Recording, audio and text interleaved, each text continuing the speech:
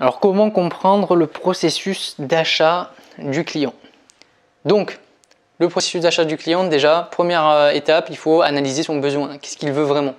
Donc le besoin du client, c'est il a un besoin tout simplement à satisfaire. Donc ça peut être de l'alimentation, ça peut être un besoin de sécurité. Je vous invite à la pyramide de Maslow. Donc il peut avoir plein de besoins différents à satisfaire. Donc déjà il faut identifier déjà le besoin du client à la base. Ensuite, il va falloir stimuler ses sens. La stimulation des sens, donc c'est par le marketing sensoriel. Donc grâce à soit du merchandising, donc de la théâtralisation, de la PLV, donc la publicité sur le lieu de vente, de la communication, ou du marketing sensoriel avec des dégustations, des jeux de lumière, des jeux de couleurs qui vont attirer le client et qui vont stimuler un peu ses sens. Donc je vous rappelle ces différents sens, ça peut être très bien l'odorat avec la diffusion d'odeurs, ça peut être très bien la vue avec des lumières, des couleurs, ça peut être très bien l'ouïe avec de la diffusion de musique. Voilà, il y a vraiment la stimulation des sens, ça dépend vraiment de pas mal de choses.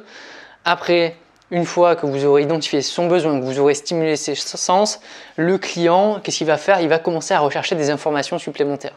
Donc il va commencer à s'intéresser à votre produit, à ses caractéristiques, à ses fonctionnalités. Il va commencer à s'intéresser à regarder un peu le prix.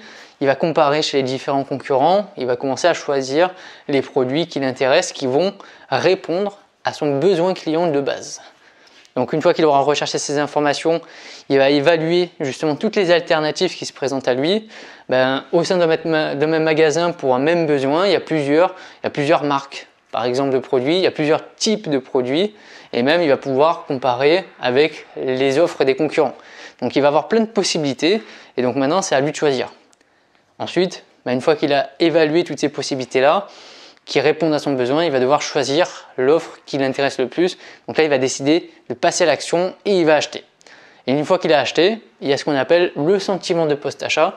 C'est-à-dire qu'il va acquérir le produit, il va s'en servir, il va l'utiliser et il va, soit il va être déçu et malheureusement pour le magasin, ça peut arriver. Il va donner son avis, il va peut-être le recommander et il va peut-être revenir pour en racheter un autre ou acheter quelque chose de similaire ou acheter quelque chose qui va faciliter son utilisation. Et donc, il va être fidèle tout simplement à l'enseigne. Pour bien comprendre le processus d'achat du client, il faut comprendre les différents types d'achats qui peuvent se prêter à lui. Donc, il y a justement différents types d'achats. Les achats d'impulsion, donc c'est-à-dire qu'il y a un temps de décision pour le client qui est extrêmement court. Donc c'est l'achat coup de cœur, tout simplement.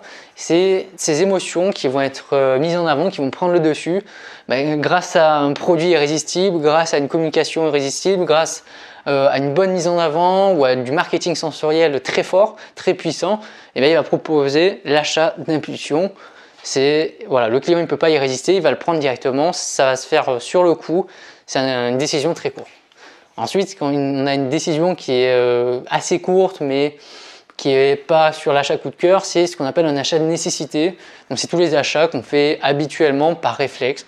Donc là, on parle d'alimentation principalement ou d'hygiène par exemple, où on a l'habitude de prendre nos produits, on va faire nos courses. Bon, c'est la routine tout simplement. Le temps de décision, il est très court, on ne se casse plus la tête on ne va pas hésiter 3/4 d'heure sur est-ce que je prends des pâtes Ponzani ou est-ce que je prends des pâtes Barilla. Voilà, on a l'habitude de choisir entre nos achats de nécessité. Et vous avez le temps de décision qui est très très long, qui est plus ou moins long en fonction du type de produit. C'est un achat de réflexion.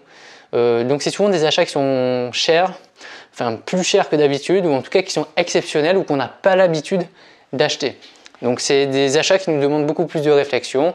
Donc ce qui varie, vous voyez bien, entre ces trois types d'achats, c'est notamment le temps de décision.